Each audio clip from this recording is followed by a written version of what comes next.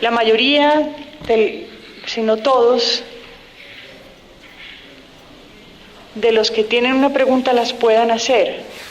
Suele ser así que las intervenciones no se limitan a formular preguntas al expositor, sino que se extienden en opiniones y con frecuencia se extienden demasiados.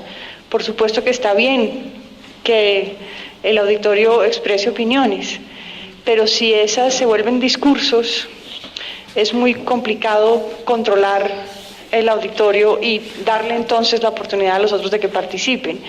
Entonces, tenemos 2 preguntas escritas que Yesid va a leer. Las siguientes preguntas o observaciones las vamos a hacer oralmente, pero les vamos a rogar que sean concisos, ya sea en la observación o en la pregunta. Es decir, que no hablen más de 1 minuto o 2 en su intervención. Entonces, vamos a proceder entonces así. Si quieres, yo leo la pregunta, tú intentas responder. Dice esta: en una sociedad de consenso, de consumo, donde el individuo participa de una manera irreflexiva de varios procesos que desencadenan, por ejemplo, un aceleramiento de la degradación ambiental y un acrecentamiento de la injusticia social, podría calificarse el mal banal como una política capitalista que promueve dichas condiciones de irreflexibilidad a través de dicha sociedad de consumo.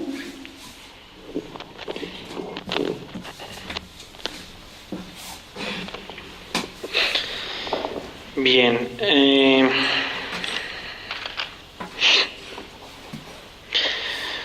yo no sé si el mal banal se pueda calificar de una política. Hasta donde yo lo vi en Hannah Arendt, es el producto de una política, es la consecuencia de una política.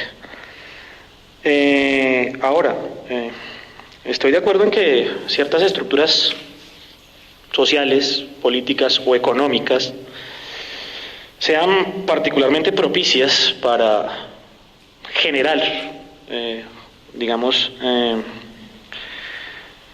estos individuos que están afectados por el mal banal o que son sujetos del mal banal.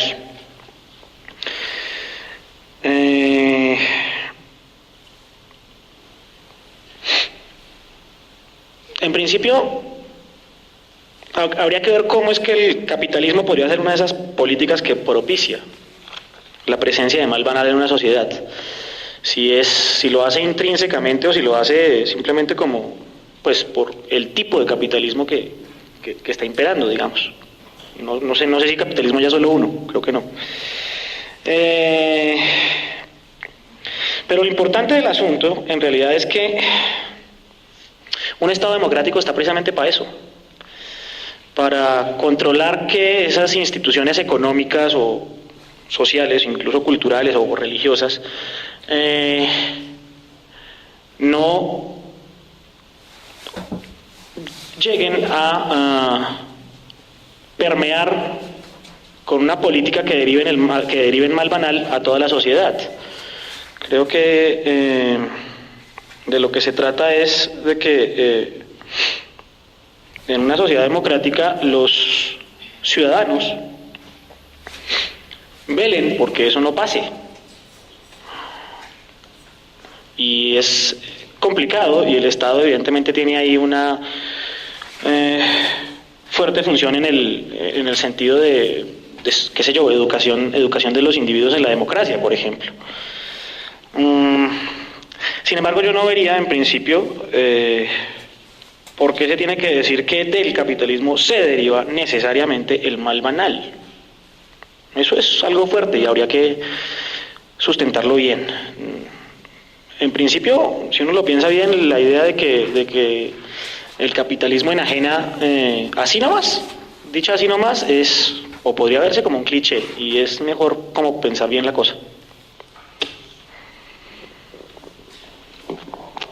Bueno, esta otra dice: en conformidad con la tesis propuesta, o mejor, a partir del ejemplo del juicio de Eichmann, ¿Qué opinión le merece el proceso de reinserción? ¿Es posible el proceso de reinserción desde la perspectiva del mal banal?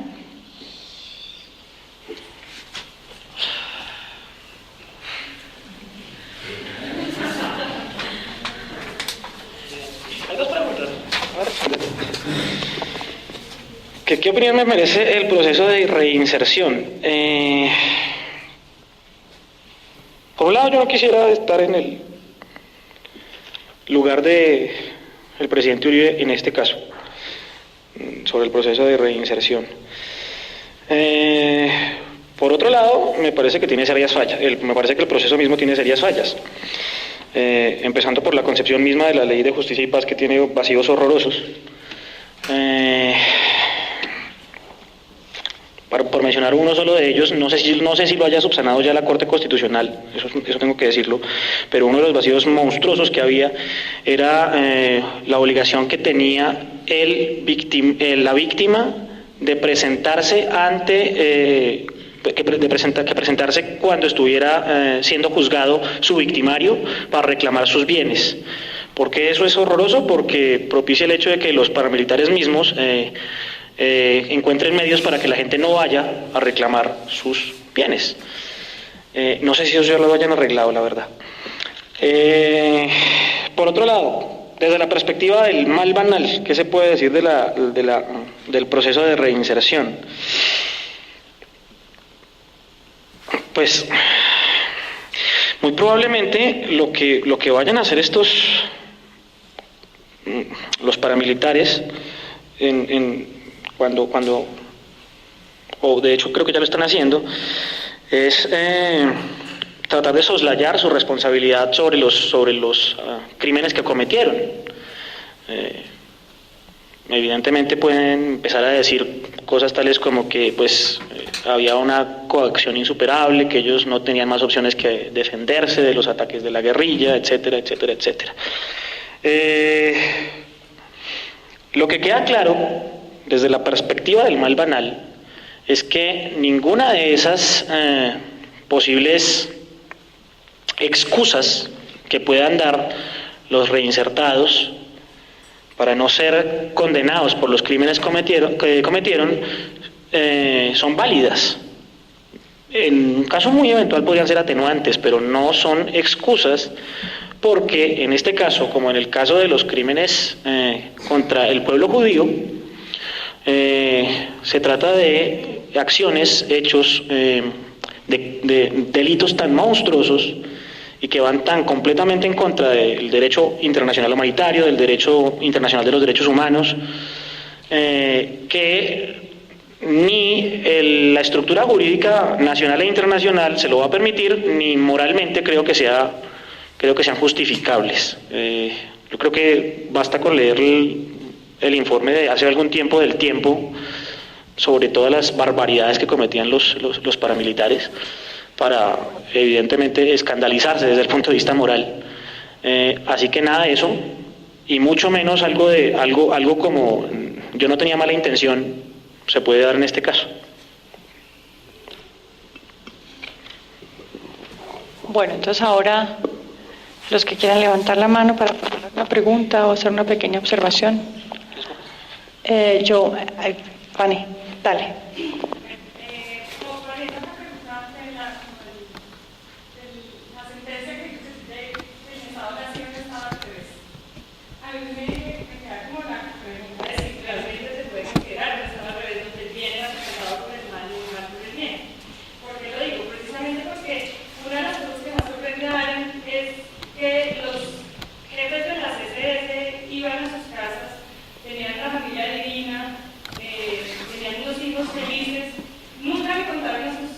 Familias que era lo que hacían en los campos, pero en los campos lo que se dedicaban era a matar gente y a usar el poder para dejar al otro humillado tanto como era posible. Entonces, en esa medida, como que no es posible entender, el pensar en mundo al revés no es suficiente para explicar ese caso. Entonces, no sé si hay alguna otra explicación ahí en ese No, sí, probablemente yo caricaturicé un poco la cosa, tal vez. Pero la idea central del asunto no es, por ejemplo, lo que le interesa a gente como Agamben es el hecho de que la estructura jurídica, los valores jurídicos tradicionales habituales de un Estado estaban volteados patas arriba. Es decir, debería limitarme yo a decir que el Estado en su estructura y no el Estado en cuanto a su estructura jurídico-política, y no el Estado en cuanto a todas sus estructuras posibles, digamos, las estructuras familiares, qué sé yo, tal vez no estaban afectadas del todo por esta inversión, por así decirlo, de los valores. Sí, la clave sería como decir eso. La estructura jurídico-política estaba determinada hacia unos valores que son exactamente contrarios a los valores que debería tener una estructura normativa, digamos, moralmente aceptable. Pero claro, tiene razón en que la explicación del fenómeno nazi y del Estado totalitario no se puede reducir a la fórmula que yo puse acá, evidentemente. Pero yo creía que toda la cosa no es de subversión, de que se invierten los valores completamente, sino que no hay referente, que el referente cambia y no existe. Sí. Bueno, ya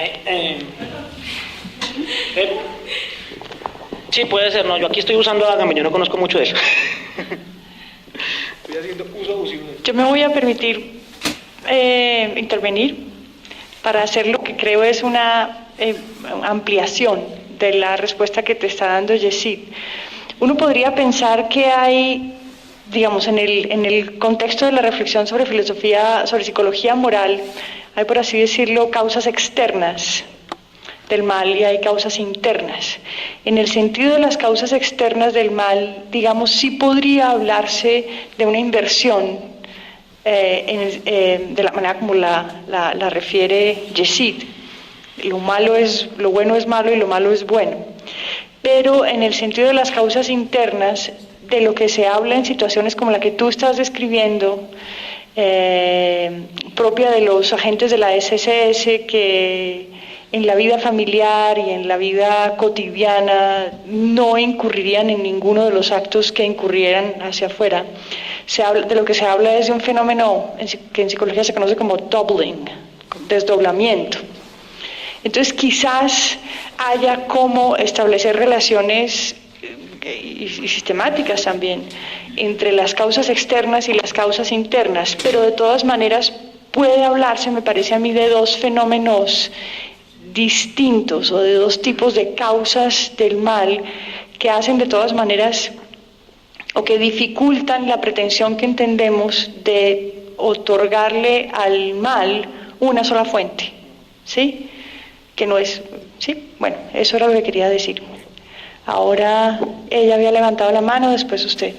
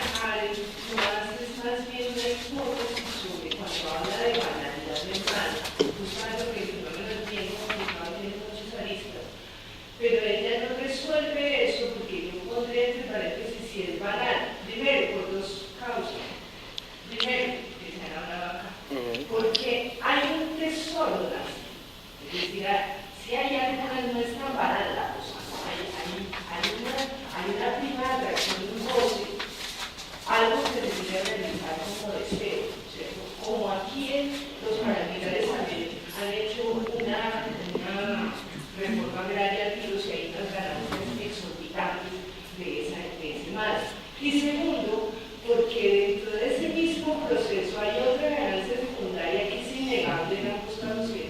casos en donde hay excesos. Y es, tú lo decías cuando describías al tipo Eichmann, ¿cierto? Eichmann es un tipo necesitado de aceptación. Y en estos fenómenos hay un fenómeno de las masas. Y la ganancia que es completamente divinal, que los otros me quieran, me acepten, me den un puesto, que yo tenga ascensos, que me nombren teniente de las SS.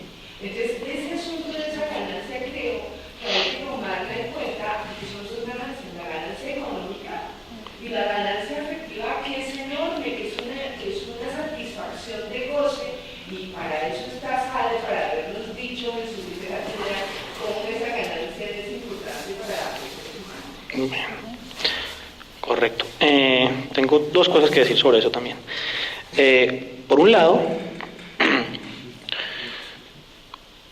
una de las cosas que caracterizó el proceso de solución de la cuestión judía es que, y Arendt lo demuestra mejor en Los orígenes del totalitarismo que en este libro, es que en realidad lo de la ganancia económica terminó siendo absolutamente marginal, que incluso en los peores momentos de la guerra, cuando Alemania se encontraba sin transportes para su ejército, cuando Alemania estaba totalmente destruida económicamente, Eichmann seguía enviando gente a los campos de concentración. Es decir, que el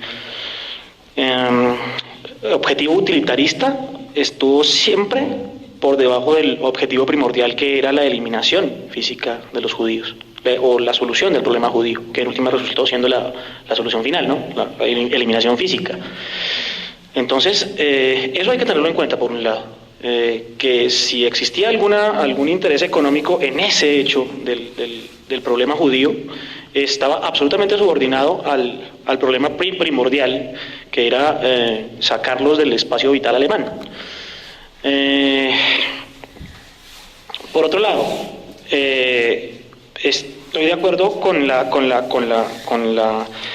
acotación al hecho de que había de todas maneras intereses moviéndose ahí en cada uno de los individuos que colaboraron en el régimen nazi. La pretensión del totalitarismo es eliminar esa individualidad, pero evidentemente no lo podía lograr. No lo podría lograr porque esa eliminación, bueno, la única forma de lograrlo en realidad era una eliminación física finalmente, o convertir a todo el mundo en lo que Agamben llamaba musulmanes, ya entes ahí que prácticamente no son seres humanos, que eran como el estado más triste al que llegaba un habitante de un campo de concentración, los musulmanes. Estoy de acuerdo entonces en que sí, había otras, podía haber motivaciones ahí en cada individuo para hacer lo que estaba haciendo. En el caso de Eichmann claramente era el reconocimiento social. En el caso de Stangl, el de Treblinka, era una ambición desmedida. Eso lo dice John Kex en su libro Las raíces del mal. Pero lo que me parece curioso del asunto es que todas esas intereses fueron puestos al servicio de la causa nazi precisamente a través de esta banalización. Y cuando hablo de banalización me refiero a esta estrategia de pasarle la intencionalidad a alguien más, de creerse, si usted se quiere, eso es una mentira, pero ¿sí? Ese autoengaño, yo creo que a eso es a lo que se refiere Hannah Arendt con mal banal.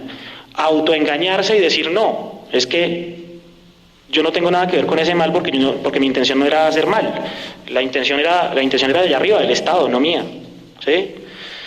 Y en ese sentido se puede decir que lo banal en este caso es que por esa vía cualquier persona con los intereses más corrientes puede terminar colaborando en los peores crímenes. Yo creo que esa es la esencia de la banalidad, ¿sí? Usted simplemente está ahí trabajando, ¿sí? Ahora, como le pasó su intencionalidad a otro por allá del Estado, entonces realmente no se preocupa por la moralidad de lo que está haciendo, usted simplemente está haciendo su trabajo y ya, y eso es Así, eso yo creo que esa es la esencia de lo que Hannah Arendt llama banalidad del mal. Sí, y después tú, José.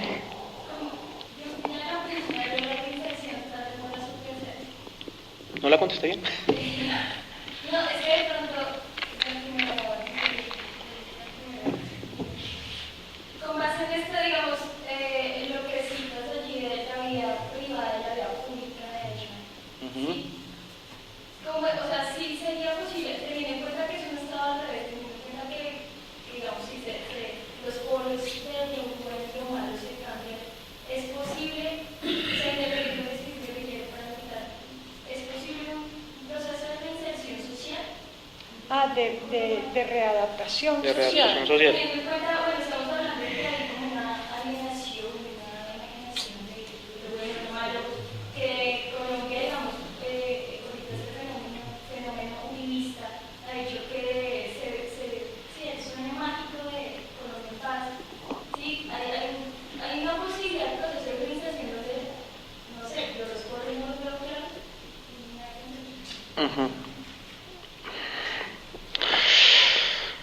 A ver, si tomamos el caso de Eichmann, pues no se puede decir que él cuando lo capturaron en Argentina estuviera de alguna manera arrepentido. Eso lo dijo él. Que él dijo que él podía suicidarse para que los jóvenes alemanes no siguieran llevando el peso de la culpa, por ejemplo. Pero en realidad no importa si él dice o no que se arrepiente, ¿sí? Porque todo lo que él dice es en realidad vacío de contenido. Era un tipo a punta de puros clichés, que respondía a punta de puros clichés. ¿Sí? No pensaba lo que decía, sino que tenía una frase de cajón para cada cosa que le preguntaban. No sé si eso pasa en el caso colombiano, ¿sí? Puede que sí, no sé si se ha generalizado, puede que sí. Y en tal caso yo no encuentro una forma digamos, dialogar con una persona de ese tipo para que se dé cuenta de lo que está haciendo, ¿sí? Por otro lado, puede ser que las cosas aquí en Colombia no sean así y pueden haber muchos tipos de mal, como lo mencionó Ángela, o muchas fuentes del mal ahí metidas en lo que está pasando en Colombia. Hay muchas fuentes del mal en lo que pasó en Alemania nazi. Y no sé, a mí se me ocurre que con cada una habría que tratar de una manera distinta, ¿sí? Con Hitler dudo mucho que hubiera manera de razonar, ¿sí? Él sí era el mal por el mal mismo, de alguna manera, ¿sí? De pronto tenemos el caso de Albert Speer, el arquitecto del Reich, que él reconoció su error, pues no su error, reconoció sus crímenes, se arrepintió, estuvo incluso recibiendo y enviándole cartas a algunos judíos, a algunos personajes de la comunidad judía, demostró evidentemente su arrepentimiento y pues la cuestión del perdón sí ya creo que depende de cada uno de las víctimas, pero habría que ver. Creo que no se puede responder así tan generalmente, debería haber un análisis de los casos que se presentan. Y evidentemente esto no creo que sea cuestión solamente de sentarse a dialogar, sino que aquí debe haber cosas como de, qué sé yo, educación sentimental, pagar la pena, mirar cómo reconocen sus crímenes, mirar cómo poder hacerlos arrepentirse de lo que hicieron, etcétera. Yo creo que eso ya es sumamente complejo y no creo que este textico dé para responder a semejante problema tan complejo. A mí me parece que está en la relación entre el primero y el segundo texto. Parece que la única relación que hay es el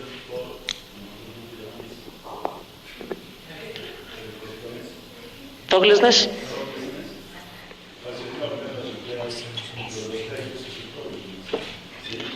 Que consiste pues, en todo el de Eichmann y el de todos los ciudadanos colombianos que siguen a la policía. ¿Sí? No sé si entendí bien, pero parece que es el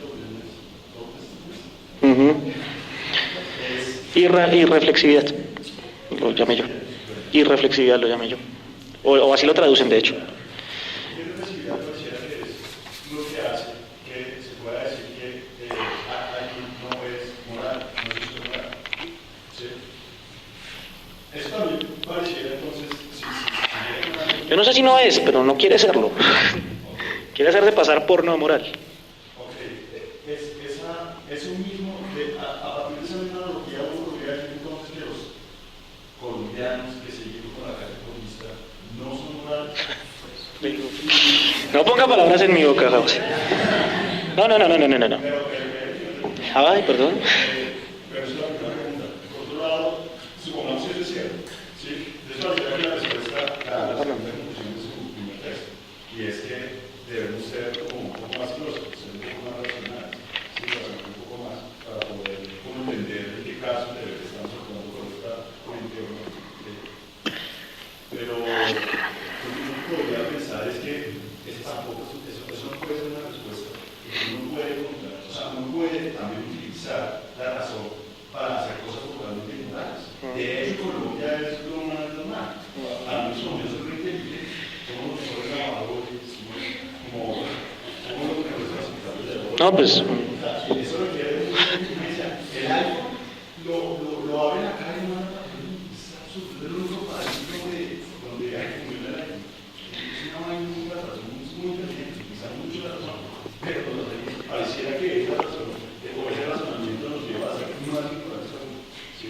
Entonces, como que quería darle como encontrar una relación entre los dos textos. Y pareciera que al encontrar hay un problema. ¿Sí? O se sigue una cosa muy pesada y es la que acabo de decir, que es que los colombianos. Y cuando uno trata de encontrar una respuesta a eso, es peor. Porque pareciera que la respuesta concuerda con que los colombianos somos muy inmorales porque utilizamos las razones. Mi pregunta es eso.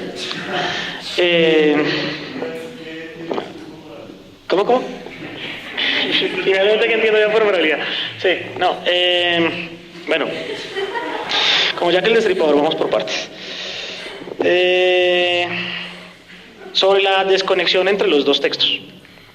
Sí, son dos textos distintos. De algún modo yo traté de advertirlo. Porque son dos textos que empezaron por lados distintos. Y apenas ahora los estoy conectando. Entonces, en ese sentido, como te estaba diciendo afuera, es un texto que se está haciendo apenas. Digamos, está configurando como un solo texto. Sobre la inmoralidad de los colombianos. No, yo lo que creo es lo siguiente, José.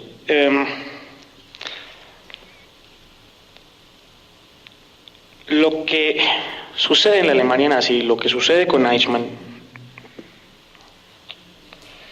es muy complicado de solucionar en el marco del Estado y de la juridicidad nazi. ¿Sí? Es muy complicado decirle a Eichmann que es culpable. ¿Sí? Hay que hacerlo, correcto, pero es muy complicado, ¿sí? Por las condiciones en las que está. Ese no es el caso en una democracia, o no debería serlo, por lo menos el caso en una democracia. Yo no estoy diciendo que la gente sea más o menos moral, porque siga o no a Uribe ciegamente. Lo que estoy diciendo es que sí son ciudadanos de un Estado democrático, o que está tratando de ser democrático, tienen la obligación de reflexionar sobre sobre la moralidad de las políticas públicas. ¿Sí? El problema no es Uribe, ¿sí? El problema no es la moralidad de los colombianos, no creo que sea eso. El problema es si somos capaces de hacer una reflexión sobre las consecuencias, por ejemplo, de lo que está pasando, y sobre las consecuencias de las políticas uribistas, y sobre todo de los instrumentos que se usan para alcanzar los objetivos por parte del Estado. ¿A qué me refiero con moralidad? Pues lo único que podría hacer sería ponerle un ejemplo, José. Yo soy muy malo para las definiciones, así que lo que trato es de poner ejemplos. Me imagino que habrá gente que me está mirando mal por eso. Ponga el caso del guerrillero que mató a Iván Ríos. ¿Sí? Yo no sé usted, pero a mí sí me parece muy jodido que un Estado ande pagándole a un asesino para que mate a otro. ¿Sí? En ese sentido de moralidad es que y que la gente aplauda eso. Yo no sé qué tan bueno sea eso, pero por lo menos hay que reflexionar sobre esa situación. ¿Sí? Sobre lo de la inteligencia, fíjense que Eichmann era inteligente, y eso no es lo que está diciendo Hannah Arendt, que no sea inteligente. Lo que pasa es que es irreflexivo en el sentido moral, ¿sí? Que no se pone a pensar en si eso se debe o no se debe hacer. ¿Sí? Uno podría decir, por ejemplo, bueno, pero es que igual no se va a ganar mucho reflexionando y no sé qué vainas, eso no tiene mucho sentido ponerse filosófico sobre el asunto. Pero lo cierto es que en el espacio de las razones, ¿sí? Que es el espacio de lo público, uno tiene que dar razones, ¿sí? Y tiene que dar buenas razones en el marco jurídico en el que uno está, en el marco moral en el que uno está, no sé cómo llamar eso, en el marco político en el que uno está, ¿sí? Y para dar esas razones tiene que primero, previamente, como estudiar el problema, ¿sí? Sobre lo de la racionalidad, pues sí, la racionalidad puede servir para muchas cosas, no sé. Robespierre mató un montón de gente en nombre de la diosa razón, ¿sí? De algún modo el problema aquí es no si los instrumentos son moralmente buenos y malos, sino qué tenemos que hacer para que los instrumentos se usen correctamente. Yo quisiera añadir algo en defensa de Yesid. Lo que pareciera ser que le reclama Hannah Arendt a Eichmann con el uso del término irreflexibilidad es cierto uso de su razón, que no es simplemente teórico, que no es la razón pragmática, prudencial, que se vale de medios para obtener los fines deseados. Para eso podemos ser, por ejemplo, todos los colombianos muy inteligentes. De alguna manera eso es lo que creo que sugiere para saber cómo manipular un objeto hasta convertirlo en el objeto del siglo y ser los únicos que seamos capaces de desarrollarlos. No se necesita el tipo de pregunta que se hace uno cuando pone en uso su razón práctica.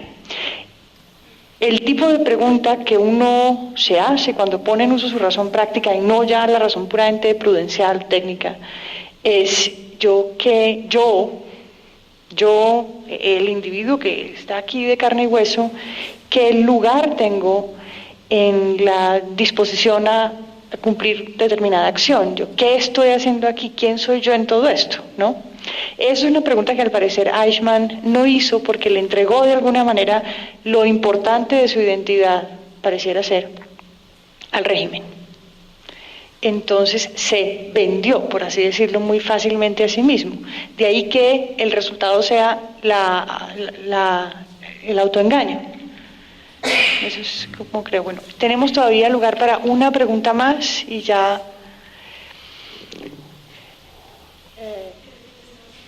¿Él estaba primero? Bueno, entonces, siga. Estaba pensando en una cosa que me gusta mucho, pues, dentro no sé, porque vivir en este terror del mundo.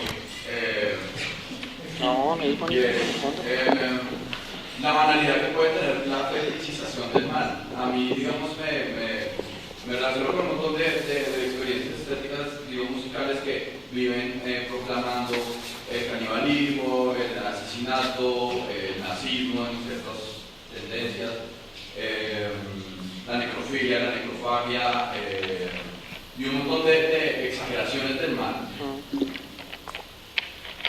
que son, pues son bárbaros, ¿no? Como, o sea, que hay gente que está con ese fetiche metido y haciendo arte al respecto, ¿verdad? Me resulta interesante como pensar qué tan banal es eso, o si cabe dentro de ese tema, si hay como cosas morales ahí, porque no necesariamente es que ellos sean o que los que sean más psicosis de estas personas, no sé realmente qué sea, pero como que es una pregunta que tengo, ¿verdad? Bueno, por un lado, pues mientras que sea el arte todo está bien, yo no le veo ningún problema, mientras que sea el arte. Si ya van a pasar del arte a la acción, ya me preocuparía un poquito más. Sí, digamos, es una forma de, qué sé yo, como canalizar la pulsión malvada que tiene uno, qué sé yo. Yo no tengo ni idea de lo que sea pulsión a propósito. Acabo de utilizar el término, pero yo de psicoanálisis no hay nada.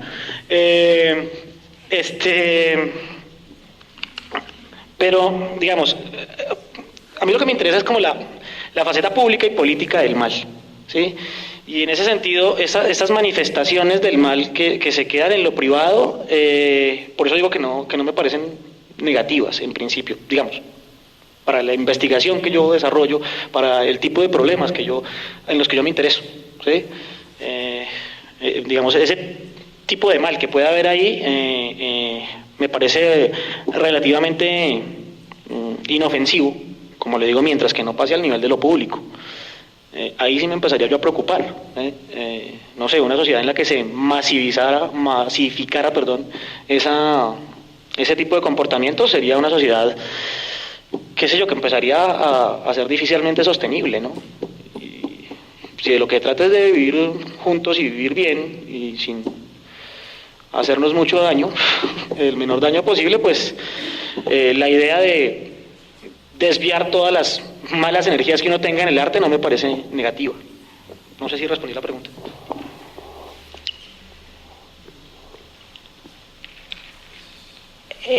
¿Usted se está refiriendo como al SNAF y esas cosas?